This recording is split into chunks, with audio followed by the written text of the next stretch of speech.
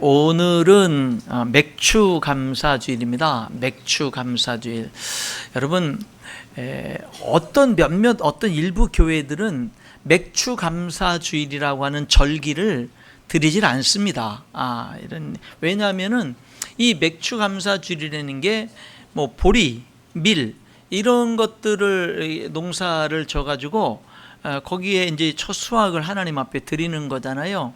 그러다 보니까 오늘날 우리 같이 이렇게 도시 생활을 하는 사람들, 이런 사람들이 이렇게 뭐 농사하고 전혀 관계가 없는데 우리가 왜 이렇게 맥주 감사주일이라는 거를 왜 드려야 되느냐라고 그렇게 간혹 가다가 주장하는 사람들이 있습니다. 그러나 여러분, 우리 인천열린교회는 이 맥주 감사주일 7월 첫째 주를 개척 때부터 지금까지 계속 드려왔습니다. 그리고 오늘도 변함없이 드리고요.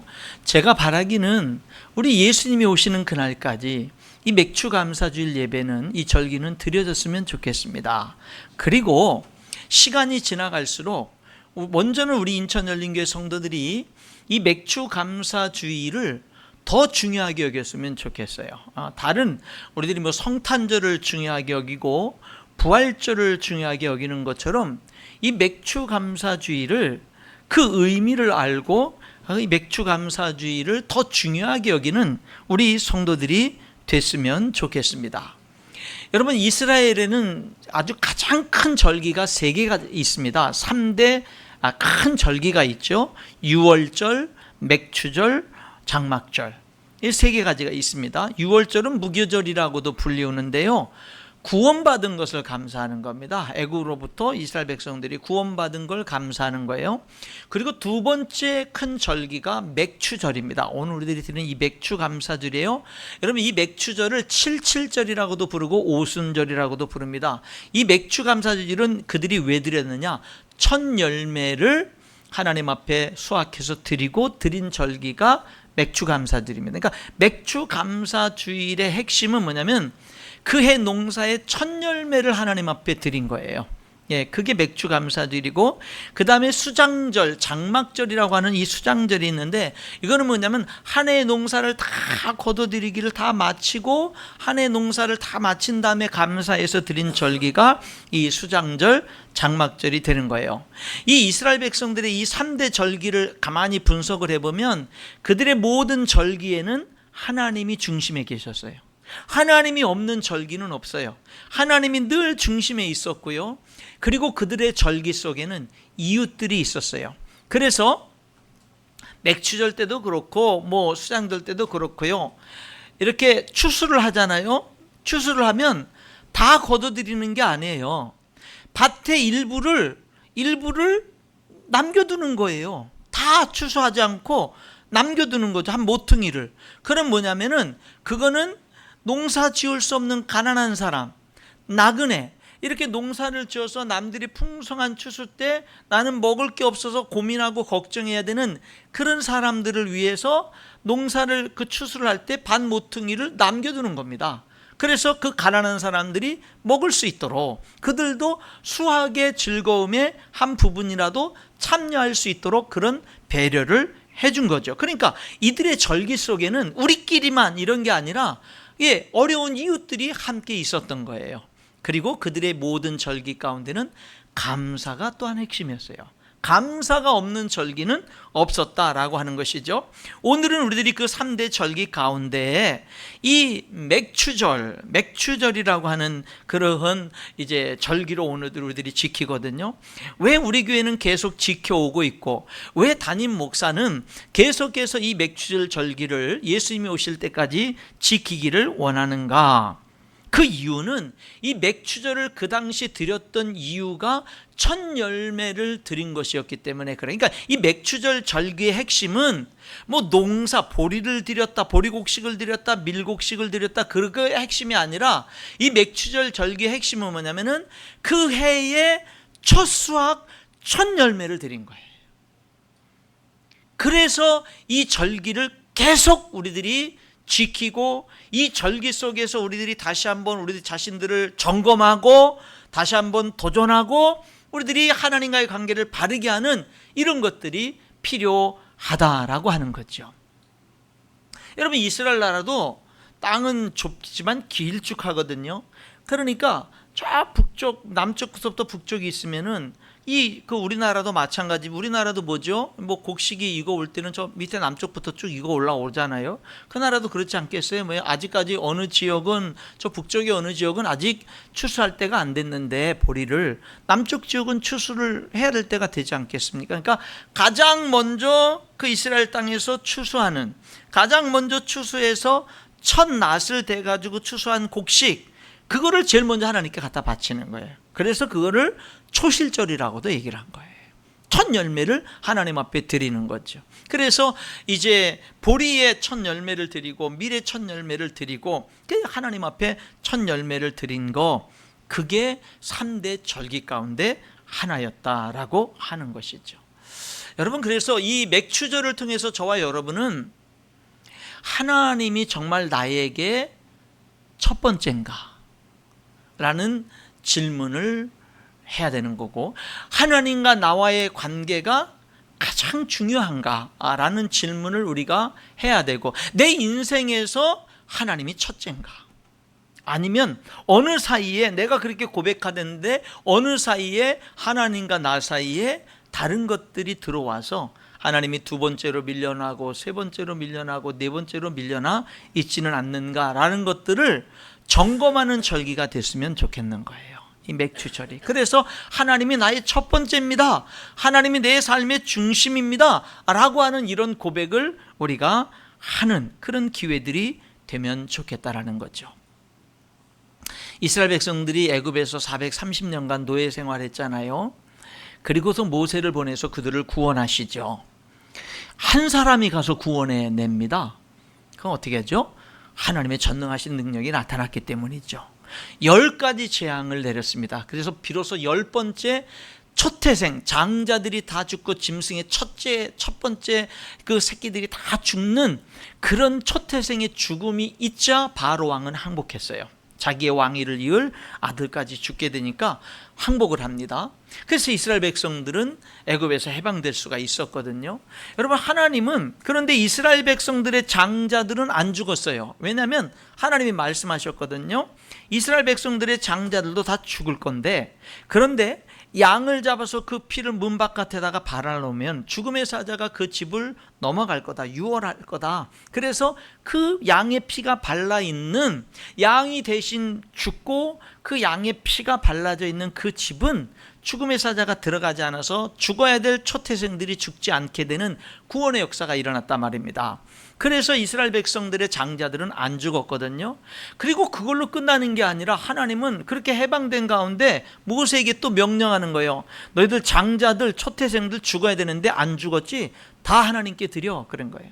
죽어야 될 첫아들들을 다 하나님께 드리라는 거예요. 그래서 어떻게 드려요? 그랬더니 인원수를 다 셌어요. 그랬더니 그 인원수에 맞게, 그냐면 초태생들, 첫 아들들을 대신해서 레위 지파를 하나님께 드려, 그런 거예요. 레위 지파. 그러니까 한 지파가 통째로 하나님 앞에 드려지는 거예요. 그 초태생들을 대신해서 드려지는 겁니다. 예, 그리고 인원수를 재보니까 몇 명 차이가 나요. 그 몇 명 차이 나는 몇 명은 한 사람당 얼마씩 계산해서 하나님 앞에 드려, 이렇게 드린 거예요. 그래서 레위 지파라는 것을 초태생들을 대신해서 다 드리게 되거든요. 그러니까 그 12지파 가운데 이스라엘의 한 지파가요, 한 지파가 오직 하나님께 예배만을 위해서 전적으로 다 드려진 거예요. 그 초태생의 의미로 다 드려진 겁니다. 그래서 이스라엘 모든 백성들이 하나님 앞에 예배하는 백성이 되도록 한 지파가 그 일에 전적으로 헌신돼서 드려져서 그 예배 제사의 일을 감당하게 한 거죠. 그리고 이스라엘 백성들이 드리는 11조와 여기 첫 열매로 그 레위 지파는 먹고 살게 한 거예요. 근데 이스라엘 백성들이 11조를 안 드립니다. 첫 열매를 안 드립니다. 그러니까 어떤 현상이 일어나느냐, 여기에 레위 지파들이 먹고 살 수가 없게 되는 거예요. 그러니까 뭐 하는 거예요? 그 성전의 일들을 버려두고 성전을 떠나는 거예요. 왜? 먹고 살아야 되겠는데 먹고 살 수가 없으니까 떠나는 거예요. 그 성전을, 그 일을 해야 될 봉사자들이 떠나니까 예배는 더 안 되는 거죠. 그래서 예배가 안 되니까 하나님과의 관계가 깨어지고 하나님으로부터 멀어지죠. 그러니까 죄가 더 난무하죠. 그러다가 망한 거예요. 그래서 그들이 바벨론에서 포로에서 하나님의 은혜로 70년 만에 다시금 돌아왔을 때 그들이 느헤미야서 11장에 있는 말씀에 보면 그들이 하나님께 회개하면서 다시 재헌신을 합니다. 그때 그들이 헌신한 게 뭔지 아세요? 첫 번째, 우리 아들, 딸을 이방인들과 결혼시키지 않겠습니다. 두 번째, 안식일을 철저하게 지키겠습니다. 세 번째, 11조 드리겠습니다. 네 번째, 첫 열매 드리겠습니다. 이거를 재헌신한 거예요. 느헤미야 11장에서 포로에서 돌아와 가지고. 여러분, 하나님은요 첫 열매를 중요시 여기고 이 첫 열매를 드릴 줄 아는 신앙 속에 하나님과의 관계가 바로 서게 되는 것을 보여주고 있어요. 예수님은 신약 성경에서 여러분 몇 주 전에 우리 인생의 방향이 뭐라고 그랬죠? 분명한 목적. 인생은 속도보다 방향이 중요하다 그랬는데 우리 인생의 방향이 분명한 인생이 달려갈 방향이 뭐예요? 예수님이 지상명령, 예수님의 제자가 되고 제자 삼는 것. 근데 예수님이 이렇게 말씀하시죠. 아무든지 나를 따라오려거든 자기를 부인하고 자기 십자가를 지고 나를 쫓을 것이니라. 누구든지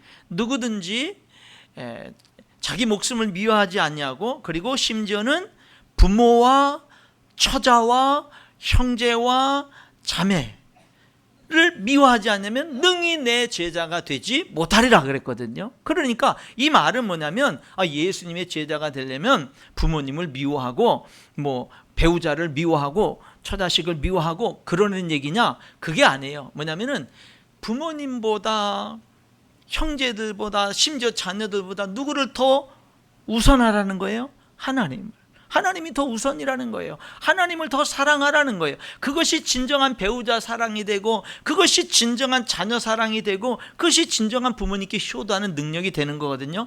진정 이 인간으로서 행복한 그런 삶을 살려면 하나님과의 관계가 먼저 돼야 되는 거예요. 그래야 예수님의 제자의 길을 주님의 뜻대로 하나님의 뜻대로 살아갈 수가 있는 거예요. 만약에 하나님이 두 번, 세 번째 자리로 밀려나기 시작하면 우리들의 삶은 기준이 없어지게 되고 그냥 내가 주인 된 삶을 살아가게 되는 거거든요. 그러면은 계속 삶들은 무너지고 흐트러질 수밖에 없게 되는 거거든요. 그래서 예수님도 뭐라고 그런 거예요? 그 누구보다도 하나님이 우선이 돼야 돼. 심지어는 그들이 죄가 나를 미워하나 라는 생각이 들 정도로 하나님이 우선이 돼야 된다라는 것을 말씀하고 있는 겁니다. 여러분, 그래서 맥추절 절기는 계속 드려져야 되는 거예요. 아니, 오히려 시간이 흘러갈수록 여러분들은 그 수많은 교회의 절기 가운데 맥추절은 너무 중요한 절기야. 이 맥추절을 통해서 늘 내 자신이 하나님과의 관계를 회복하고 하나님 앞에 바르게 서는 그런 은혜들이 우리에게 있어야 될 줄 믿습니다. 여기 골로새서 2장 6절 볼까요? 그러므로 너희가 그리스도 예수를 무엇으로 받아요? 주로 받아요. 주로. 받았으니 라는 말은 받아들였으니, 영접했으니, 믿었으니 그런 뜻이에요. 예수님을 주님으로 믿었으니, 예수님을 주님으로 영접했으니, 예수님을 주님으로 내 마음에 내 삶에 받아들였으니 그 안에서 행하되 예수님이 주님이라고 고백하는 그 신앙 안에서 살아라, 이 말이에요. 여기 보니까 예수님을 저와 여러분이 무엇으로 영접했어요? 믿고 영접했어요? 주님으로. 이거 기억하셔야 돼요. 여러분, 예수님은 주님이에요. 그러니까 첫 자리가 돼야 되는 거예요. 노예들은 주인이 첫 자리지 부인이나 자식들이 첫 자리가 될 수가 없어요. 그러면은 주인과의 관계 속에서 심각한 문제와 불행한 일들이 생기게 되는 거예요. 예수님이 주인이라고요. 여러분, 성경 한 구절 읽어드리겠습니다. 로마서 10장 9절인데요. 내가 만일 내 입으로 예수를 주로 시인하며, 무엇으로 시인해요? 주로. 입으로 예수를 주로 시인하며 또 하나님께서 그를 죽은 자 가운데서 살리신 것을 내 마음에 믿으면 구원을 받으리라. 여기 보니까 우리가 구원받기 위해서는 두 가지를 믿어야 되더라고요. 하나는 뭐냐면 하나님이 예수님을 죽은 자 가운데서 살리신 것을 마음에 믿으면 구원을 받으리라. 하나님이 예수님을 죽은 자 가운데서 살리신 것을 마음에 진심으로 믿을 때 구원받아요. 그럼 예수님이 왜 죽었어요? 내 죄 때문에 죽었어요. 내 죄값을 다 치르려고, 죄로부터 나를 구원하려고 내가 어쩔 수 없이 부족하기 때문에 살아오면서 수많은 죄들을 졌는데, 그 죄 때문에 내가 천국에 갈 수 없는데, 그 모든 죄를 다 해결하기 위해서, 내 죄값, 죄를 해결하기 위해서, 내 죄 때문에 내가 죽지 않게 하기 위해서 예수님이 대신 죽으신 거예요. 그리고 3일 만에 죽음의 권세, 마귀 권세를 이기고 부활하신 거예요. 그 예수님을 마음의 진심으로, 예수님이 내 죄를 위해서 죽으셔서 내 모든 죄를 용서하셨습니다 라는 걸 진심으로 믿고 그 예수님을 구세주로 받아들이면, 그럼 구원받는다 이 말이에요. 그러니까 여러분, 예수님이 내 죄를 위해서 십자가에 죽으시고 부활하심으로 내 모든 죄 문제를 다 해결하셨다, 내가 그 예수님을 믿습니다라고 할 때 그 믿음은 예수님을 구세주로 믿는 거예요. 구원자, 메시아, 나의 구원자로 믿는 거예요. 그런데 오늘 여기 로마서 10장 9절은 하나님이 그를 죽은 자 가운데 살리신 것을 내 마음에 믿으면 구원을 얻으리라는 바로 그 앞에 이런 말을 한 거예요. 내가 만일 내 입으로 예수를 주로 시인하며 하나님께서 그를 죽은 자 가운데 살리신 것을 내 마음에 믿으면 구원을 받으리라. 그러니까 예수님을 구세주, 내 모든 죄를 문제를 해결하신 구세주로 믿을 뿐만 아니라 그 예수님이 나의 주인입니다 라는 고백인 거예요. 그러면 구원을 받으리라. 여러분, 저와 여러분은 예수님을 믿고 모셔드리고 영접할 때 두 가지 고백을 한 거예요. 하나는 예수님은 나의 모든 죄 문제를 해결하신 구세주입니다 라는 거 하나와, 그 예수님이 우주 만물의 주인이요 나의 주인입니다 라는 이 고백이에요. 그런데 예수님이 나의 구세주입니다, 내 모든 죄를 해결하는 구세주입니다 라는 이 고백은 날마다 해야 돼요.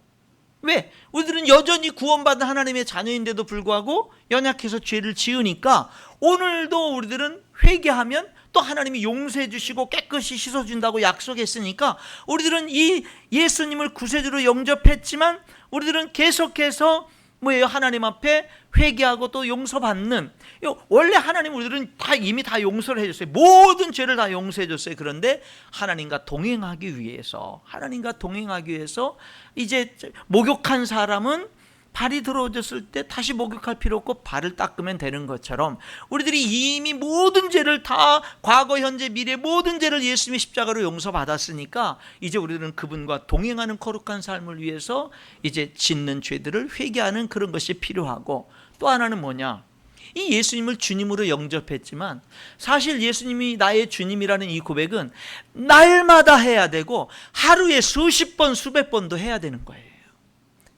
인생에 갈등이 있을 때, 유혹을 받을 때, 시험을 받을 때, 환난을 닥칠 때, 성공했을 때 이 고백을 해야 되는 거고, 돈을 많이 벌었을 때 이 고백을 해야 되는 거고, 여러분, 우리들이 이 세상을 살아가면서 어떤 욕심이 생길 때, 죄의 유혹을 받을 때, 여러분 성공했을 때, 수많은 삶의 많은 문제들 앞에서 예수님이 나의 주인입니다, 어떤 중요한 결정을 내려야 될 때 올바른 결정을 하기 위해서 예수님이 나의 주인입니다 라는 고백들이 필요한 거예요. 여러분, 우리는 사실 예수님이 나의 구세주여 주인이라는 이 고백을 날마다 모든 상황 속에서 시인해야 되는 거예요. 시인해야 되는 겁니다. 그래서 여기 뭐라고 그래요? 그러므로 너희가 그리스도 예수를 뭘로 받아요? 주로 받았으니 그 안에서 행하되.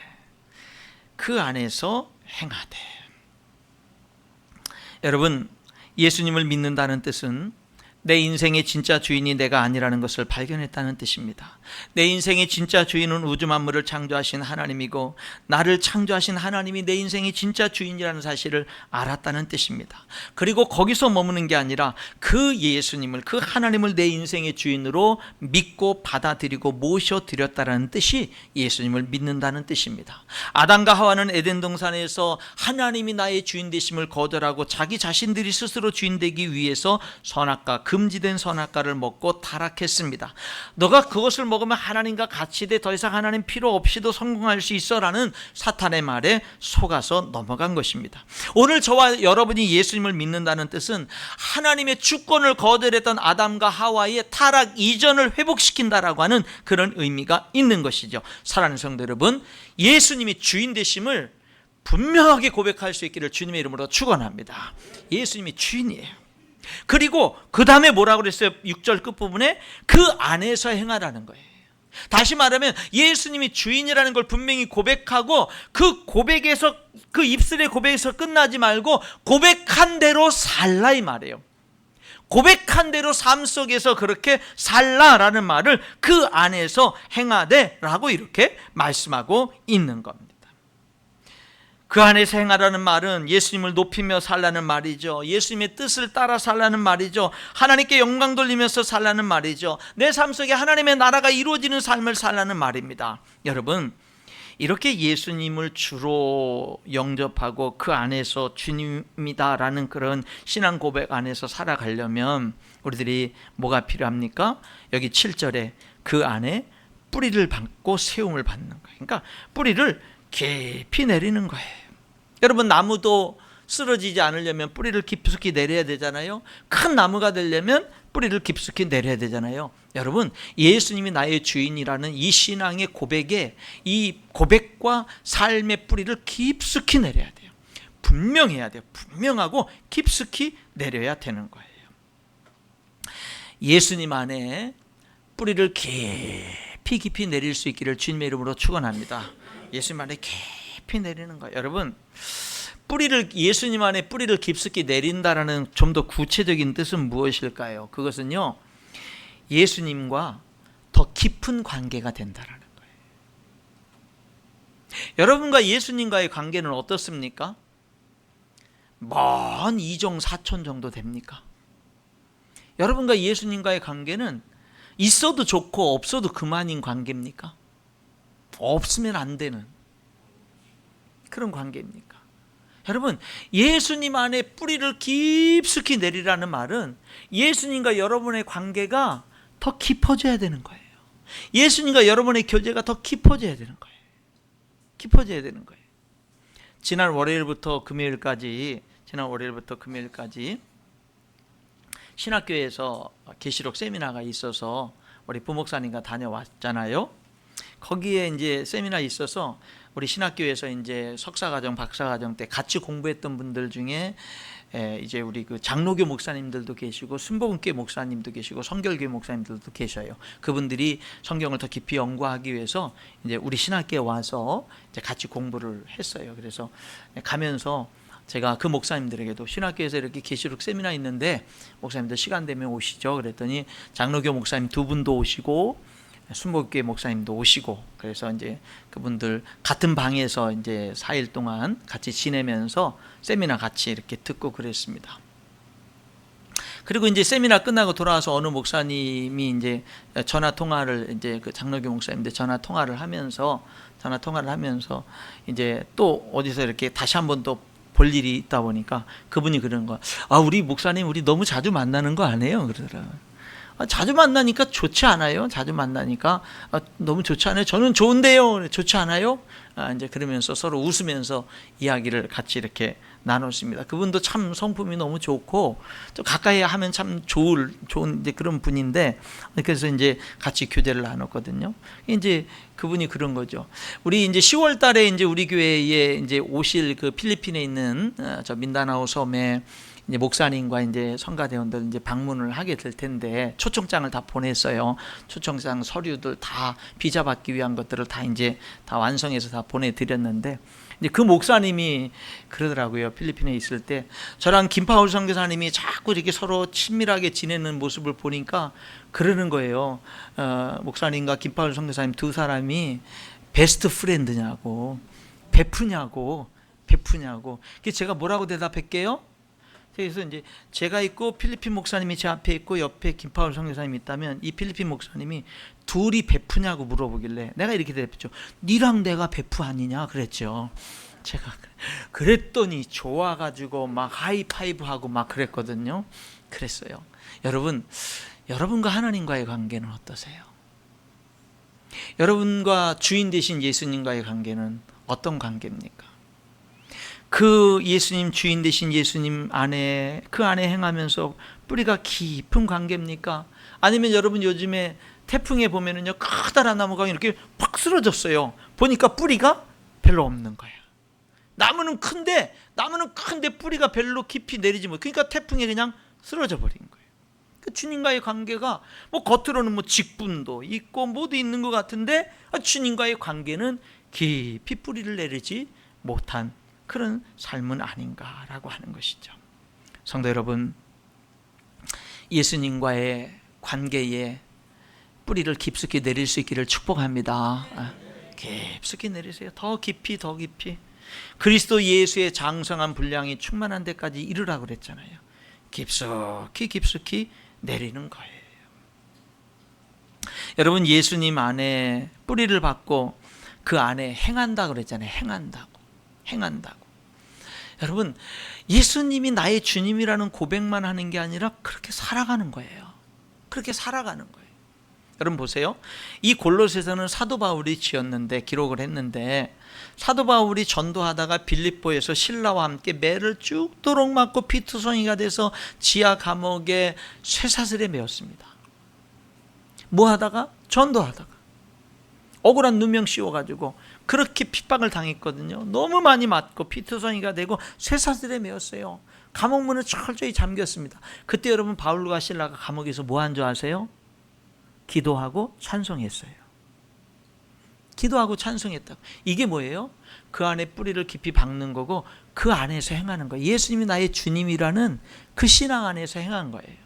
여러분, 그 다니엘서 6장 10절에 보면 다니엘이 그 정적들의 그런 모함에 빠져가지고 어디 사자굴 속에 던져지게 되잖아요. 내가 만약에 한 달 동안 30일 동안 내가 여전히 지금까지 해온 대로 내가 내 나라 비록 망했지만 내 나라 무너졌지만 하나님의 예루살렘 성전을 향해서 하루 3번씩 하나님께 늘 기도하는 그것을 이제는 누구에게든 어느 신에게도 이제는 사람에게 절하거나 어느 신에게 절하거나 기도하는 자는 사자굴 속에 던져놓는, 그래서 30일 동안의 특별법이 다니엘을 제거하기 위해서 이제 발효가 된 것을 알면서도 불구하고 다니엘은 집에 들어가서, 성경은 이렇게 기록하죠. 그가 집에 들어가서는 전에 행하던 대로 창문을 열어놓고 하루 3번 하나님께 기도하며 감사하였더라. 여러분, 자기들이 믿는 예수님을 주님이라고, 하나님을 주인이라고 믿는 그 신앙 안에서 행하는 거예요. 오늘 우리가 분명한 신앙 고백을 하고 그리고 그 고백에 따라서 살아야 될 줄 믿습니다. 뿌리를 깊숙이 내리는 거예요. 그것은 그분과의 깊은 관계를 갖는 거예요. 예수님을 확실하게 믿는 거예요. 예수님께 더욱더 사로잡히는 거예요. 자꾸 예수님 안에서 내가 발견되는 거예요. 여러분, 자꾸 예수님 안에서 여러분이 발견되어야 될 줄 믿습니다. 자꾸 예수님 안에서 내가 발견되어야 되는 거예요. 사도 바울은 빌립보서에서 뭐라 했어요? 내가 그리스도 안에서 발견되려 함이니, 내가 정말로 지난 나의 모든 과거 화려했던 이 세상의 수많은 경력 자랑들은 다 배설물로 여긴다. 왜? 그리스도 안에서 내가 발견되기 위해서. 여러분, 예수님 안에서 발견되면 어떻게 우리들이 발견되는 줄 아세요? 나는 별로 남들과 그 공부 성적 경쟁에서 뒤처져. 나는 뭐 체력도 남보다 좋지 않아, 뭐 이쁘지도 않아, 뭐 잘생기지도 않았어, 뭐 부자도 아니야, 돈도 많은 것도 아니야, 뭐 건강한 것도 아니야, 뭐 자식들이 잘 되지도 않아. 사람들과 비교하면 한없이 연약하고 초라한데 예수님 안에 발견되어지니까 하나님이 날 사랑한대. 있는 모습 그대로 사랑한대. 예수님 안에서 발견되니까 하나님의 아들 예수님이 날 위해서 죽으셨대요. 하나님의 아들이 나 같은 걸 위해서 죽으셨대요. 예수님 안에서 내가 발견되니까, 하나님이 나에게 하나님의 영생을 주셨대요. 이 세상 삶이 끝나는 것이 아니라 천국 본향을 나에게 예비해 놓으셨대요. 예수님 안에서 발견되니까요, 하나님이 나를 하나님의 자녀로 삼아 주셨대요. 내 모든 죄를 다 용서해. 여러분, 예수님 안에서 발견되어지는 거예요. 예수님 안에서. 예수님께 그래서 더 사로잡히는 거예요. 그게 뿌리를 깊숙이 내리는 거죠. 오늘날 많은 성도들이 받는 시험 가운데 하나는 적당하게 신앙생활 하라는 겁니다. 마음에 그어놓은 선들이 있어요. 그 선을 넘지 않으려고 합니다. 여러분, 참된 신앙생활은 선을 뛰어넘는 거예요. 나는 여기까지만 예배 생활할 거야. 나는 여기까지만 봉사할 거야. 나는 여기까지만 헌신할 거야. 나는 여기까지만 할 거야. 여기까지만 할 거야. 그리고 그 이상 넘어가면 뭐 큰일 나는 줄 알아요. 여러분, 우리들은 그리스도의 장성한 분량이 충만한 데까지 이르라는 명령을 받았잖아요. 여러분, 여러분들이 그어는 보이지 않는 선을 뛰어넘는 게 진짜 신앙생활이라고요. 뛰어넘는 거예요. 그러면은 지금까지 내가 알지 못하고 누리지 못했던 더 풍성한 하나님의 세계가 내게 펼쳐지는 거예요. 뛰어넘으세요. 용서하는 선도 더 뛰어넘고, 사랑하는 선도 더 뛰어넘고, 헌신하고 봉사하는 선도 더 뛰어넘고, 자꾸 더 뛰어넘으시라고요. 여러분, 오늘날 한국교회가 비난받는 이유는 뭐라고 생각합니까? 예수님을 제대로 똑바로 열심히 믿는 사람 때문이라고 생각하십니까? 아니면 적당히 믿으려고 하는 사람들 때문이라고 생각하십니까? 오늘 말씀 다시 한번 볼까요? 7절에 그 안에 뿌리를 박으며 세움을 받아 교훈을 받은 대로 믿음에 굳게 서서 감사함을 넘치게 하라. 여기 결국 예수님을 주님으로 분명하게 신앙 고백하고 그 안에 뿌리를 굳게 박고 세움을 받는 삶은 결국에 어떤 삶이냐면 감사함이 넘치는 삶이에요. 여러분, 예수님을 주님으로 고백하면 고백할수록 그 고백이 분명할수록 감사함이 넘치는 인생이 되어지는 줄 믿습니다. 그런 인생이 진짜 감사가 있고 진짜 평강이 있고 진짜 은혜가 있는 거예요. 여기 보세요. 감사함을 넘치게 하라 그랬는데 그 앞에 뭐라고 수식하고 있죠? 믿음에 굳게 서서. 무슨 말이에요? 감사는 영적인 문제라는 말이죠. 믿음에 굳게 서서. 우리들은요, 감사가 환경이 좋으면 감사하고 환경이 나쁘면 감사 못한다고 생각하잖아요. 그게 아니라는 거예요. 감사함이 넘치는 삶은 뭐라는 거예요? 믿음에 굳게 서는 거라는 거예요.